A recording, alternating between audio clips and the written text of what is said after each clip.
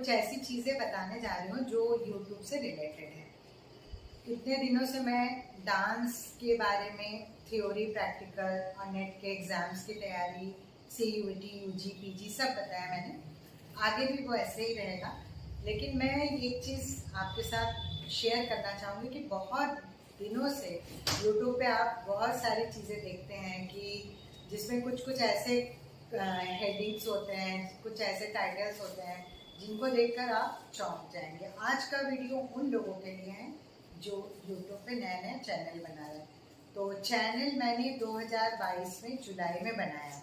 उसके बाद से लेके अब तक जो चीज़ें हुई, कैसे पेमेंट, क्या, ये सारी चीज़ें मैं आपको अभी बताती हूँ। सबसे पहले तो मैं कुछ आपको हेडिंग पढ़ के सुना देती हूँ जो कि अक्सर हमें यूट्यूब में देखने को मिलता है। 7 दिनों में 100% सब्सक्राइबर की गारंटी। फर्स्ट पेमेंट कैसे आता है, 1 लाख रुपए कमाने का मेथड, यूट्यूब में पैसा कैसे मिलता है, यूट्यूब से पैसे कैसे कमाए, यूट्यूब में ये लिंक डालते 1 घंटे में इतने व्यू आ जाएंगे, बिना व्यू के 1000 सब्सक्राइबर 4 घंटा वॉच आवर, डॉलर तब रोज कमाए 1500 रुपया, डॉलर नहीं बढ़ रहे हैं, हर महीने 3 लाख रुपए तक कमाए। इसके बाद जो लाइव होता है उसमें आप टाइटल्स लिखें। तो इसमें अब इस मोबाइल को रखती हूँ मैं, एकदम आज रिलैक्स होके मैं उसी मूड में आज बात करूँगी, बिना किसी स्क्रिप्ट के, बिना किसी चीज़ के। ये सारी चीज़ें मैंने देखी, सारी चीज़ें मैंने अप्लाई करने की कुछ चीज़ें इसमें से कोशिश की। चुपके से जाइए यूट्यूब स्टूडियो में, ये ऑन करके आइए, वो ऑन करके आइए। सबसे पहली बात ये बता दें कि यूट्यूब स्टूडियो में चुपके से करने की कुछ भी ज़रूरत नहीं है। यूट्यूब स्टूडियो जिसका अकाउंट होता है, जिसका जो Gmail से लॉगिन हुआ है, वो सिर्फ आपके मोबाइल और आपके लैपटॉप पे दिख सकता है, उसे और कोई नहीं देख सकता है। दूसरी चीज़ यह है कि यूट्यूब पे कंटेंट बनाने का तरीका सबका अलग अलग होता है, क्योंकि भारतवर्ष में और विदेशों में मिला के करोड़ों की आबादी है, जिसे हम गिनना भी इम्पॉसिबल है। ठीक, अलग अलग तरह के लोग हैं, एकदम आसानी से समझिए कि अलग अलग तरह के लोग होते हैं, सबकी चॉइस अलग अलग होती है। लेकिन एक चीज़ ये गौर करने वाली बात है कि जो सेलिब्रिटीज़ होते हैं उनके वीडियो ज़्यादा वायरल होते हैं, कॉमेडी वाले वीडियो ज़्यादा वायरल होते हैं, बड़े बड़े शेफ्स होते हैं, कुकिंग चैनल है, उनके वीडियो ज़्यादा वायरल होते हैं, एजुकेशनल वीडियो में, मैथ साइंस में जब लोगों को प्रॉब्लम आता है तो उनके वीडियो ज़्यादा वायरल होते हैं। तो ये सब, या फिर कोई ऐसा मुद्दा है जिसमें कि बहुत कुछ कंट्रोवर्सी वाली चीज़ें हैं, तो वो सब चीज़ों को लोग बढ़ा चढ़ा के उसमें कंटेंट ऐसा डालते हैं कि उसको देख के लगेगा कि हाँ इसमें बहुत कुछ है, बहुत कुछ है। पता चला पूरी वीडियो आप देख लिए 10 मिनट तक, 5 मिनट तक सिर्फ फालतू बातें रहेंगी कि मेरे चैनल को सब्सक्राइब करिए, लाइक करिए, तो आप जो है शेयर करिए, ये सब कुछ आपको सुनने को मिलेगा, पर काम की बातें जाके आखिरी के 1 या 2 मिनट में या मैक्सिमम 5 मिनट में मिलेगी। पहली बात तो इस बात को समझ लीजिए कि ऐसा कोई मूल मंत्र नहीं है कि आप वीडियो डालेंगे और तुरंत वायरल हो जाएगा। अगर ऐसा हो रहा है तो उसके लिए बड़े बड़े सेलिब्रिटीज़ हैं, कुछ ऐसे बड़े लोग हैं जिनके पास काफ़ी पैसा होता है, उनकी पूरी एक मार्केटिंग टीम होती है। वो ये तय करती है कि उनके वीडियो पे किस तरह के एड्स आएंगे और सारी कमाई एड्स के ऊपर डिपेंड करती है। अब जैसे मान लीजिए कोई सेलिब्रिटी है, फिल्म स्टार है, उनको देखने वाले बहुत सारे लोग हैं, तो सभी जो है यूट्यूब में जो भी ब्रांड के एड्स आते हैं तो वो कोशिश ये करेंगे कि हम अपने ज़्यादा से ज़्यादा एड्स जो है वो सेलिब्रिटी के उसमें जाएं। बाकी कुछ लोग अपनी मार्केटिंग टीम का सहारा लेते हैं, तो वो प्रॉपर गाइडेंस करते हैं कि कहाँ पे आपके व्यूज़ बढ़ सकते हैं। अब हम चले आते हैं जो सबसे रियल है, वो है गूगल। जब आप YouTube में अपना चैनल खोलते हैं तो गूगल आपको सारे ऑप्शन देता है कि आप अपने YouTube चैनल पे अपने वीडियो के लिए किस तरह के एड्स चाहते हैं, उसमें आपको मंथली पेमेंट करना पड़ता है गूगल को, तब जाके उसमें आपके उस तरह के ब्रांड वगैरह आते हैं। लेकिन ये सब तब होता है जब किसी चैनल का मोनेटाइजेशन कंप्लीट हो जाता है, पूरा प्रोसेस। अब मैं अपनी स्टोरी आपके साथ शेयर करती हूँ।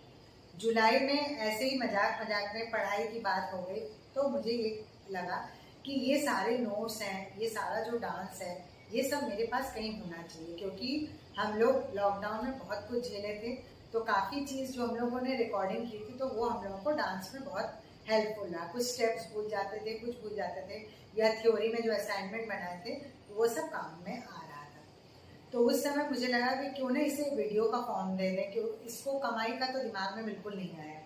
तो जुलाई में मैंने इसको सबसे पहले अपना जुलाई एंड और अगस्त में मैंने अपना वीडियो डाला। उसके बाद थोड़ा थोड़ा करके मैं पढ़ती गई, वीडियो डालती गई। उसमें ना लाइट अच्छा था, ना साउंड क्वालिटी अच्छी थी, मेरे पास रिंग लाइट भी नहीं था, माइक भी नहीं था, कुछ नहीं था, बस खाली उसको स्टोर करना था। तो मुझे लगता था कि मोबाइल में इतना इकट्ठा हो जा रहा है, इससे अच्छा हम यूट्यूब में दे देते हैं। बाद में समझ में आया कि हाँ, इसमें व्यू बढ़ सकते हैं, कि हमको कहाँ पे इसे शेयर करना चाहिए। तो एजुकेशनल चैनल की अलग वैल्यू होती है, कुकिंग चैनल की अलग वैल्यू होती है। तो कोई गारंटी के साथ नहीं कह सकता है कि ये वीडियो डालेंगे तो आपका हिट हो जाएगा। वीडियो में नयापन होना चाहिए, आपके कंटेंट एकदम रियल होने चाहिए, ताकि आपको कोई ट्रोल ना कर सके। जैसे आज तक मैंने जितने भी वीडियो डाले हैं, कभी भी ऐसा नहीं हुआ है कि किसी ने मुझे कोई नेगेटिव कमेंट दिया हो। उसकी वजह यह है कि एक तो मेरे डिस्क्रिप्शन में सारी चीज़ें क्लियर है। कुछ लोगों ने नेट के पेपर के बारे में, एनालिसिस के बारे में पूछा। मैं हर एक प्रीवियस ईयर्स के जो पेपर मुझे मिलते हैं, CUET, UG, PG और नेट का, क्योंकि मैं तो दे चुकी हूँ, अब मेरे पोर्टल पे तो वो क्वेश्चन पेपर आएंगे नहीं, तो मुझे किसी दूसरे से लेना पड़ता है, या तो कुछ महीने बाद वो NTA के वेबसाइट पे आपको आंसर की के साथ कभी कभी अवेलेबल रहता है, कभी नहीं रहता है। कभी कभी आपको साइबर में जाके उसे परचेज भी मैंने किया।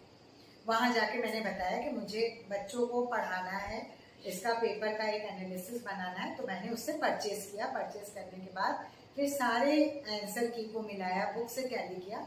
उसके बाद मैंने पेपर का एनालिसिस बनाया कि हाँ, किस तरह के क्वेश्चन आ सकते हैं, और अपने एक्सपीरियंस को भी शेयर किया। उसमें से काफ़ी लोगों ने क्वालिफाई किया, नेट क्वालिफाई किया, UG PG, वो सब तो बात हो गई। अब आते हैं इनकम की बात। इनकम करना इतना आसान नहीं है। इनकम तब तक नहीं होता जब तक आपके $100 कंप्लीट नहीं हो जाते हैं।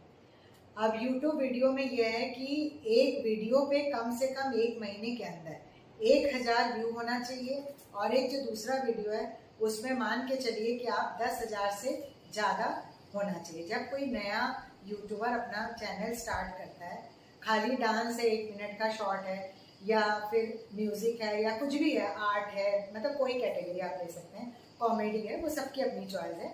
बहुत सारी चीज़ें होती हैं, किसी को कुछ देखना पसंद है, किसी को कुछ देखना पसंद है, तो उसमें भी शॉर्ट वीडियो में मिलियन व्यू वाला है। अब आता है 4000 वॉच आवर्स, 1000 सब्सक्राइबर। 1000 सब्सक्राइबर तो मेरे बहुत जल्दी हो गए थे, क्योंकि जान पहचान वालों को मैंने सबसे रिक्वेस्ट किया, फैमिली मेम्बर्स को किया, फिर उन लोगों ने शेयर किया, तो 1000 फटाफट हो गए। उसके बाद सब्सक्राइबर नहीं बढ़ रहे थे, तो सब्सक्राइबर बढ़ाने वाले ऐप आते हैं, जिनमें कि आप वीडियो को देखिए, उसमें कोई पेमेंट नहीं करना पड़ता है। उसमें आप वीडियो देखिए, उनके चैनल अगर आपको पसंद आ रहे हैं, उनको लाइक, कमेंट और सब्सक्राइब करिए। फिर वो भी आपके वीडियो को देखेंगे, वो भी सेम करेंगे। इस तरह से धीरे धीरे फिर स्टूडेंट्स के बीच में बातें हुई, उन लोगों ने एक दूसरे को शेयर किया, इस तरह से हुआ। अब वॉच आवर पूरा करने का तरीका, जिसमें हमें काफ़ी टाइम लगा, और उसके बाद मेरा चैनल 1 साल बाद मोनेटाइज हुआ। वॉच आवर कंप्लीट करने का तरीका मैंने क्या अपनाया कि घर में अपने मोबाइल के अलावा जो दूसरे मोबाइल थे, उससे मैंने 1 घंटे 2 घंटे वाले जो बड़े वीडियो हैं उनको चलाना शुरू किया। उसके बाद मेरे जो जान पहचान वाले थे, उनको मैंने बताया कि मेरे ये जो है वीडियो हैं एजुकेशनल, उन्होंने जब खाली समय मिला उन्होंने इसको चलाया। इस तरह से वॉच आवर्स कंप्लीट हुए। पहले यूट्यूब में हर महीने पैसा बनता था, वो 30 दिन के अंदर लैप्स हो जाता था। अब एक अच्छी चीज़ ये हो गई है कि जितने भी डॉलर आपके बन रहे हैं वो लैप्स नहीं होंगे, वो आपके वैसे ही जमा रहेंगे। उसके बाद आप नेक्स्ट मंथ जो काम करेंगे, 1 से 30 दिन के अंदर आप जितने वीडियो अपलोड करते हैं, उसमें जितनी बार क्लिक होता है, जितने व्यूज़ बढ़ते हैं, एक चीज़ आप मान के चलिए, जब तक 10,000 व्यू नहीं होंगे, 1000 व्यू, 2000 व्यू किसी वीडियो में नहीं होंगे, तब तक आपके $100 1 महीने में कंप्लीट नहीं होते। ये जो बताने वाले मंत्र हैं कि आप लाइव वीडियो है उसमें आप छोटे छोटे कैप्शंस लिख के डालिए, तो लाइव वीडियो में ऐसा पॉसिबल नहीं है। लाइव वीडियो में जो चैटिंग वाला सेक्शन होता है उसमें आप लैपटॉप से चाहे तो टाइप कर सकते हैं या किसी से करवा सकते हैं, लेकिन खुद अपने हाथ से लाइव वीडियो बनवा रहे हैं या बना रहे हैं, उस कंडीशन में लाइव के दौरान वो जो कुछ भी रहता है रियल रहता है। जैसे थ्योरी क्लास के लिए मैंने लाइव दिया, उसमें सारे पेपर बिछे हुए मैं उनको देख के बता रही हूँ, फिर मैं बार बार पूछ रही हूँ कुछ बताना है, कुछ पूछना है, बताइए। तो उसमें ऐसा कुछ भी कोई कैटेगरी नहीं है कि आप ये करिए और वो करिए कि आपका कोई ऐसा मंत्र है जिसमें हो जाएगा। कुछ आपके लक पे भी डिपेंड करता है और दूसरा कुछ आपके जान पहचान वाले किस तरह के वीडियो देखना पसंद करते हैं उस पर भी डिपेंड करता है। अब जैसे मेरे जान पहचान में है, तो मेरे जान पहचान में अलग अलग प्रोफेशन के लोग हैं, तो सबको तो मैं ये नहीं बोलूँगी कि डांस जो है पैशन एम्बिशन चैनल को देखिए और आप उसमें जो है वीडियो को लाइक कमेंट शेयर और सब्सक्राइब करिए। तो उसके लिए क्या करती हूँ कि मैं स्टूडेंट्स खोजती हूँ, साथ में जो हमारे जूनियर्स हैं उनको शेयर करती हूँ, फिर वो दूसरे को शेयर करते हैं, दूसरे तीसरे को शेयर करते हैं। इस तरह से हमारे चैनल पे उसमें अलग अलग कैटेगरी के वीडियोस आते हैं। उसके बाद मैंने देखा कि पढ़ाई पढ़ाई पढ़ाई काफ़ी बोरिंग हो जा रहा है, डांस डांस डांस काफ़ी बोरिंग हो जा रहा है, क्योंकि डांस में भी सबका अलग अलग स्टाइल होता है। मेरा कला क्षेत्र स्टाइल है, तो भरतनाट्यम में आइटम आपको पूरा दिखाने में प्रॉब्लम आएगी कॉपीराइट क्लेम की। उसमें आपको ऑडियो अगर आपके पास रहा तब तो ठीक है, ऑडियो 5 मिनट से ज़्यादा 10 मिनट से ज़्यादा कोई है नहीं। अब आप 40 मिनट का डांस का वीडियो कोई नहीं देखेगा, वर्णन कोई नहीं देखना चाहेगा, क्योंकि जब हम लोग को एग्जाम टाइम भी बोला गया तो कहा गया कि इसको शॉर्ट करिए, कट करिए। तिल्लाना है, तिल्लाना भी 12 से 13 मिनट का है, पर एग्जाम टाइम उसको 5 मिनट में कन्वर्ट करके देना था। तो लोगों के पास पेशेंस तो बिल्कुल नहीं है कि वो बैठ के पूरी चीज़ें देखें। तो हमें जब यूट्यूब पे काम करना है तो थोड़ा स्मार्ट तरीके से काम करना होगा। अब स्मार्टनेस क्या है? स्मार्टनेस ये है कि पढ़ाई तो हो रही है, पढ़ाई बहुत अच्छी हो रही है, क्वेश्चन पेपर के आंसर आप सही दीजिए, बुक से आप चेक करिए। कोई स्टूडेंट अगर कुछ पूछ रहा है तो उसके कन्फ्यूजन को क्लियर करिए। जैसे फॉर एग्जांपल किसी ने मुझसे पूछा कि मैम अगर नेट का एग्ज़ाम देना है तो कौन सी ऐसी बुक है जिससे पढ़ने से मेरा नेट का एग्ज़ाम बहुत अच्छा है। तो मैंने उनको बहुत अच्छे से समझाया कि ऐसा कोई एक पर्टिकुलर बुक नहीं होता है, क्योंकि जब हम ग्रेजुएशन और मास्टर्स लेवल में आ जाते हैं, चाहे वो डांस हो या कोई भी सब्जेक्ट हो, हर एक बुक में से कुछ कुछ मैटर उठाते हैं, फिर उनको कलेक्ट करके अपना प्रेजेंटेशन दूसरों से अलग बनाते हैं।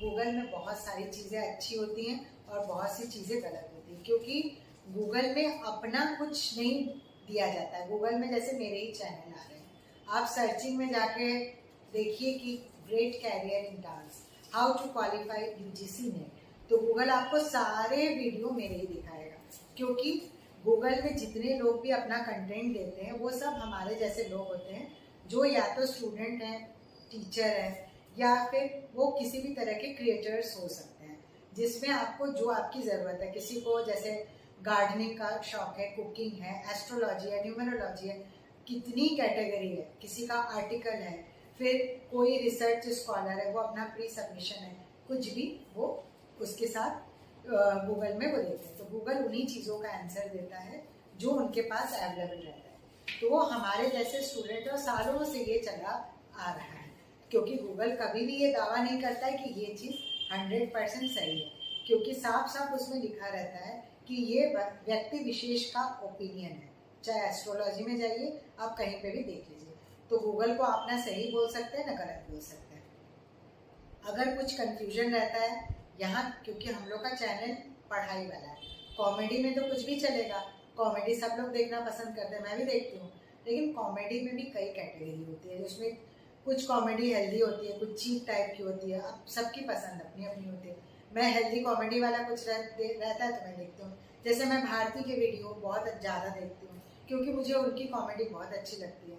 उसके बाद क्या आया, जैसे इस कुछ दिन पहले बिग बॉस OTT आ रहा था।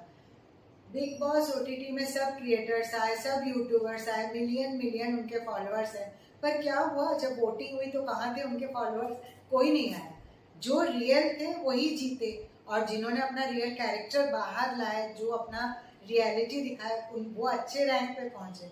इसका मतलब ये थोड़ी होता है कि क्रिएटर मतलब आप रोस्ट करो, दूसरे को परेशान करो या जो भी हो, तो वो किसी को अच्छा लगता होगा। या कोई अपनी फैमिली लाइफ को पूरी नरक बना दिया, फिर अपने घर की कंट्रोवर्सी, घर का एड्रेस, पूरा बेडरूम का सीन और किचन का सीन और गार्डन का, मतलब सब दिखा रहे हैं कि मतलब आपको एक कंटेंट बनाना है, भाई कुछ भी चलेगा। खेत में जा रहे हैं, वहाँ पानी है तो कभी बंदर है तो कुत्ता है, कुछ भी लेके बना दो कंटेंट। तो वो कंटेंट बनाना एक अलग होता है, उसको देखने वाले लोग अलग होते हैं। और कुछ लोग होते हैं भाई जिनके पास कोचिंग के पैसे नहीं होते हैं उतना हाई फाई फीस देना, कुछ लोगों के पास अपने क्लास के टाइम होते हैं, उसकी वजह से टाइम की प्रॉब्लम है तो वो कोचिंग नहीं कर पाते हैं, तो वो चले आते हैं गूगल पे, यूट्यूब पे, जो कि मेरी तरह है। अब जैसे जब मैं ग्रेजुएशन कर रही थी, मास्टर्स कर रही थी, तो जति स्वरम भूल जा रही हूँ या कुछ भूल जा रही हूँ तो मैं यूट्यूब पे देख लेती थी। 10-10 साल पुराना जो ओरिजिनल है देखेंगे, सेम वही स्टेप्स हैं। तो ये मेरी तरह के लोग हैं जो कि यूट्यूब पे खोजते हैं कि काम की चीज़ क्या है। कुकिंग वीडियो मुझे बहुत पसंद है तो मैं उस तरह की चीज़ें खोजती हूँ। तो मूल मंत्र ये है कि जो इस तरह के वीडियो आपको दिखाते हैं कि आप ये करिए, ये डालिए, वो करिए, वो डालिए, तो इससे आपकी इनकम बढ़ जाएगी, दिन दुगनी रात चौगुनी तरक्की हो जाएगी, लाखों के डॉलर कमाएंगे, ऐसा कुछ नहीं होता है। आप कोशिश ये करिए कि आपके कंटेंट रियल है, चाहे जो भी हो, और बीच बीच में उसमें थोड़ा ट्विस्ट लाइए। जैसे हम लोग सारनाथ गए, एंजॉय भी किए, उसका एक ब्लॉग बनाया, घाट पे गए एक ब्लॉग बनाया, दशहरा पे ब्लॉग बनाया, फिर उसके बाद उस दिन हम लोग वाटर पार्क गए थे, खूब मस्ती किए। उस दिन पढ़ाई लिखाई कुछ थी नहीं, हमें लगा चलो कुछ चैनल पे कुछ क्रिएटिविटी होनी चाहिए। अब डांस का भी वीडियो दे रहे, बार बार अगर हम अडबूस देने लगेंगे तो लोग बोर हो जाएंगे, क्या है वही सेम अडबूस। तो अब क्या है, अब एक्सप्रेशन पे वीडियो आएगा, नवरस पे दिया मैंने, श्लोक पे दिया, फिर उसके बाद कैसे सीखते समय क्या होता है, उसके बाद हम लोग कौन कौन से प्रेयर करते हैं। तो ये होता है क्रिएटिविटी, कि मेरी सोच कहाँ तक जा रही है, कैसे हम इसमें नयापन है। क्योंकि दर्शक एक ही चीज़ एक ही जगह पे वही सेम बोरिंग चीज़ देख के बोर हो जाते हैं। मेरे कुछ वीडियो है जिन पे 4000 व्यू है, कुछ पे 6000 व्यू है, कुछ पे 2000 है, कुछ पे 1000 है, कुछ 500 से नीचे है, कुछ कमाई हुई, कुछ कमाई नहीं हुई। बीच में मेरे साथ एक हादसा हो गया जिसमें 6 महीने की कमाई पूरी मेरी खत्म हो गई। मुझे ये पता नहीं था कि रीयूज कंटेंट क्या होता है। रीयूज कंटेंट वो होते हैं जैसे किसी अलग सोशल मीडिया प्लेटफॉर्म पे, ये उन लोगों के लिए जो यूट्यूब पे नहीं है, कोई वीडियो दिखाया जा रहा है उसे हम इंस्टाग्राम फेसबुक पे शेयर करते हैं तो कोई प्रॉब्लम नहीं। अब व्हाट्सएप पे मेरे पास चंद्रयान का वीडियो आया, उसके बाद मिस वर्ल्ड कॉन्टेस्ट का वीडियो आया, मैंने उसे जनरल नॉलेज के लिए शेयर तो कर दिया, लेकिन उसका मैंने साउंड चेंज नहीं किया, उसमें मैंने म्यूजिक या अपनी आवाज़ नहीं डाली, और मेरा चैनल 6 महीने के लिए सस्पेंड हो गया। 6 महीने तक एक भी डॉलर नहीं बने, मोनेटाइजेशन हो गया, 4000 आवर्स भी हो गए, सब हो गया, लेकिन बस आपके पास ये था कि आप चैनल पे वीडियो डालते रहे। मैंने काम करना बंद नहीं किया 6 महीने तक, किसी को पता भी चलने नहीं दिया कि मेरा चैनल सस्पेंडेड है। मैंने उसमें मेल किया और अपना काम करना शुरू किया। लगातार मैं अपना करती गई, वीडियो डालती गई, सबके एग्जाम्स आते गए, व्हाट्सएप आए, मैसेंजर, कॉल, सबके प्रॉब्लम हम सॉल्व करते थे। लेकिन साथ ही साथ बड़ा डर लगता था कि सारे अगर चैनल बंद कर दिया गया तो क्या होगा, इतनी बड़ी गलती कैसे हो गई। फिर मैंने जितने भी अपने एजुकेशनल और ट्यूटोरियल वाले वीडियोस थे उनको मैंने पीडी में शिफ्ट किया। शिफ्ट करने के बाद फिर मैंने वीडियो डालना बंद नहीं किया। उसके बाद अभी लास्ट मंथ मेरा चैनल फिर से मोनेटाइजेशन के लिए ओके हो गया, अब सब कुछ ठीक है, मैंने वो रीयूज कंटेंट हटा दिया। दूसरी चीज़ ये है, जैसे आप कभी ब्लॉग बना रहे, पीछे से कोई बैकग्राउंड साउंड आ रहा है, उसमें तुरंत कॉपीराइट क्लेम आएगा। दुर्गा पूजा में हम लोग गए थे, पूजा पंडाल हम लोग घूम रहे थे एकदम। आज सोचिए कि अपनी कहानी मैं सुना रही हूँ, जिसको सुनने के बाद आपको सीख मिलेगी कि यूट्यूब वीडियो बनाते समय, या अगर आप न्यू कंटेंट क्रिएटर हैं, आप कुछ भी बना रहे हैं, आपकी अपनी पर्सनल चॉइस है, तो आप इन सब चीज़ों का ध्यान रखिएगा। और कोई ऐसा मैजिक मंत्र नहीं है कि 1 घंटे में इतना हो जाएगा और 2 घंटे में इतना। लाइव वीडियो चलाने से आपको शेड्यूल डिसाइड करना होता है, और लाइव वीडियो चलाने से एक बेनिफिट ये होता है कि सब्सक्राइबर बहुत जल्दी बढ़ते हैं। तो लाइव वीडियो में आपको डेली मान के चलिए कि डेली 2 घंटा समय देना होगा। लेकिन हेलो जी, हाय जी, कैसे हैं आप, ये करेंगे तो लोग बोर हो जाएंगे। लाइव वीडियो में भी आपको वो कैटेगरी चुननी होगी जिस कैटेगरी के आप हैं, जो आपका स्पेशलाइजेशन है जिस चीज़ में, तो आपको उस चीज़ से रिलेटेड चीज़ें बार बार बतानी पड़ेगी, उसकी जानकारी देनी पड़ेगी, क्योंकि लाइव वीडियो भी इंटरेस्टिंग होना चाहिए, बोरिंग नहीं होना चाहिए। जैसे मैंने अपना लाइव वीडियो फर्स्ट जो दिया, काफ़ी लोगों को पसंद आया, बहुत सारे क्वेश्चन आए। 40% लोग ऐसे हैं जो कि चैनल पे देखते हैं, उनका व्यू आता है पर वो लाइक नहीं देते हैं, सब्सक्राइब नहीं करते हैं, तो उनको हम जबरदस्ती फोर्स नहीं कर सकते, वो चैनल का पूरा फायदा उठा रहे हैं। लेकिन ये हमारे स्टूडियो में दिखता है। स्टूडियो में कैसे दिखता है कि आपके चैनल का ग्राफ बढ़ रहा है, कब कम हो रहा है, किस मंथ आपका कम हो रहा है, किस मंथ बढ़ रहा है, किस तरह के ऑडियंस आ रहे हैं, तो उसमें सब पता चल जाता है कि किस तरह के ऑडियंस हैं। जो ऑडियंस सब्सक्राइब किए हैं वो देख रहे हैं, या जो सब्सक्राइब नहीं किए हैं वो देख रहे हैं, और कुछ 40 से 45% ऐसे हैं जो लोग देखते हैं लेकिन अभी तक वो चैनल को सब्सक्राइब नहीं किए। सब्सक्राइब करने से फ़ायदा क्या होता है, हम लोग बार बार क्यों बोलते हैं, क्योंकि बेल नोटिफिकेशन आ जाता है, तो फिर नया वीडियो जैसे ही अपलोड होगा, आपका कोई भी एग्ज़ाम है, डांस का BBA है, MBA है, या फिर आप डिप्लोमा में, सारी जानकारी मेरे चैनल पर है, तो आपको वहाँ पे मेरे चैनल पे सारी जानकारी मिल जाएगी। अब आपको लग रहा होगा कि सारी जानकारी तो मिल गई, थ्योरी हो गया, प्रैक्टिकल हो गया, अब इसमें नया क्या है, कमाई वाली बात। नया कमाई वाली बात ये है कि जब आपका मोनेटाइजेशन हो जाता है, तब आपके पास गूगल पिन आएगा, जो आपके घर के एड्रेस पे आएगा, आपका आधार, पैन, सब कुछ अपडेट होगा। ये सब सच है, हकीकत है, इसमें कुछ भी खराब नहीं है।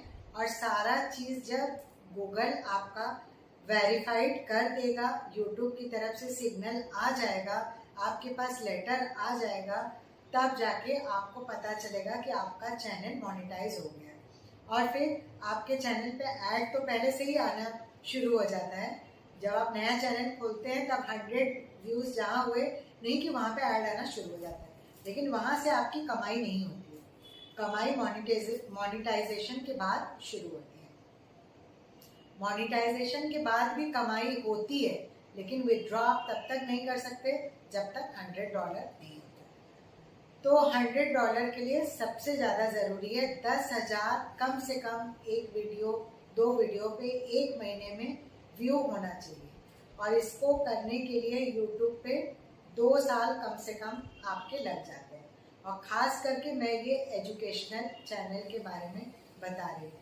हाँ, अगर कोई कंट्रोवर्सी वाला वीडियो है तो एक दिन में वो 15-20 हज़ार भी पहुँच सकता है।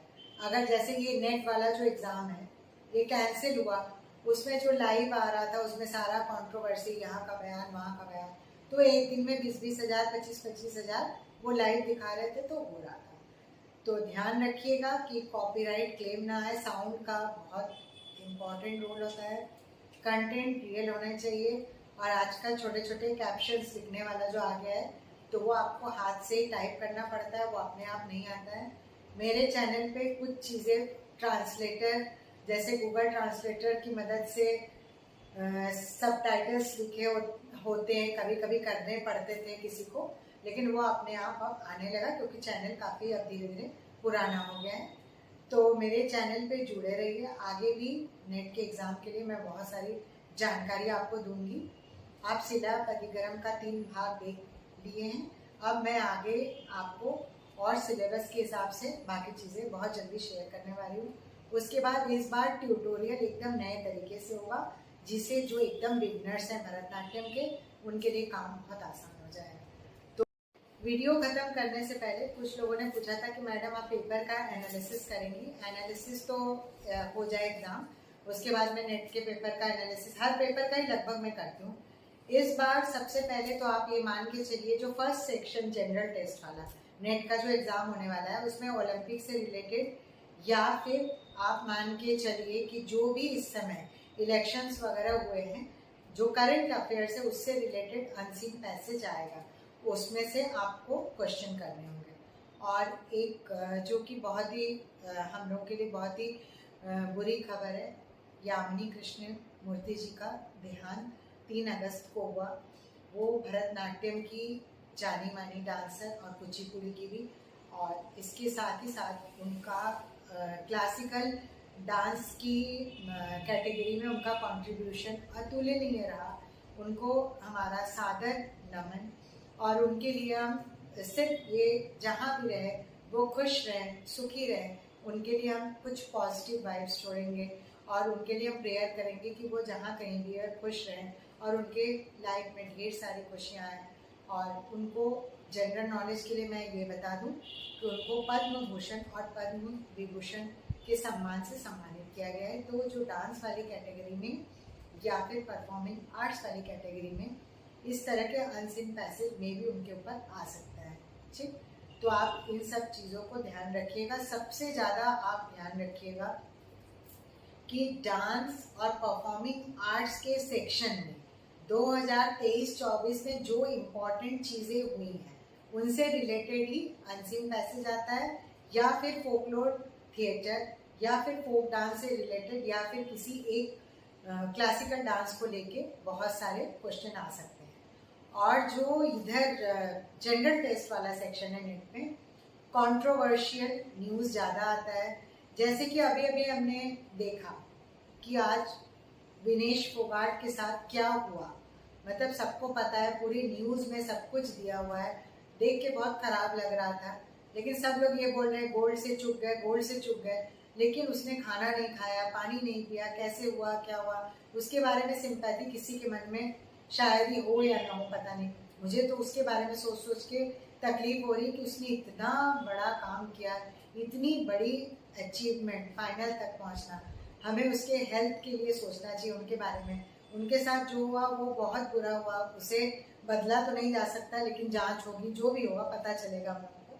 तो हम लोग एटलीस्ट ये तो सोच सकते हैं ना पॉजिटिव, कि उन्होंने इतनी कोशिश तो की ना, तो सबके लिए अच्छा सोचा, देश का नाम रोशन किया। उनको निराश होने की कोई ज़रूरत नहीं है, क्योंकि हम सबको उन पे गर्व है, बहुत गर्व है। मतलब न्यूज़ देखते हुए इतना खराब भी लग रहा था, लेकिन साथ ही साथ लग रहा था कि नहीं, ग्रेट सैल्यूट टू हर। तो हमेशा अगर कोई हार जाता है तो इसका मतलब वो लूजर नहीं है, उसने अपना 100% दिया। लेकिन अगर नहीं होना था, ठीक है, कोई बात नहीं, फिर हो जाएगा। उसी तरह से आप नेट के एग्ज़ाम में निराश मत होइए, अच्छे से तैयारी करिए। और अगर आप यूट्यूब में चैनल बना रहे हैं, कमाई करनी है, तो कोशिश करिए कि लाइव वीडियो हम ज़्यादा दें, व्यूज़ को बढ़ाने के लिए। जो हमारे वेल विशर्स हैं उनको हम ज़्यादा से ज़्यादा उन तक हम इन चीज़ों को पहुंचाएं जो उनका सब्जेक्ट है। जैसे मेरा डांस वाला है, तो हम डांस के स्टूडेंट से ही कांटेक्ट करके उनको शेयर करते हैं, दूसरे को नहीं, क्योंकि बाकी लोगों को कोई इंटरेस्ट नहीं होगा। जिनको कैरियर बनाना होगा वही, उन्हीं को इंटरेस्ट होगा। उसी तरह से आपके जो भी कंटेंट है उनसे रिलेटेड लोगों को शेयर करिए। और अपने स्टूडियो में आपके सब कुछ दिया हुआ है, फॉर्म कैसे फिलअप करना है, एडसेंस एंड अकाउंट के टाइम भी फॉर्म भरा जाएगा। तो वॉच आवर के लिए क्या करना है, जान पहचान वालों को बताना है कि आप मेरे जो 1 आवर वाले वीडियो हैं उनको चलाइए। तो आज के लिए इतना ही काफ़ी है। Thank you friends, have a nice day.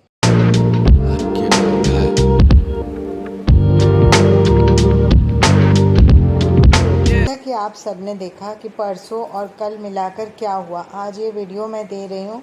बहुत दुख हो रहा है कि विनेश फोगाट को जो है वो डिसक्वालीफाई माना गया, लेकिन वो एक्चुअली हमारे लिए चैम्पियन है। हमेशा से वो चैम्पियन थी और चैम्पियन रहेंगी। उनके साथ जो कुछ भी हुआ वो उनके कंट्रोल में नहीं था। लेकिन हाँ, मैं इतना ज़रूर कहना चाहूँगी कि ओलंपिक्स में ये कुछ रूल्स एंड रेगुलेशन में कुछ चेंजेस ज़रूर होना चाहिए।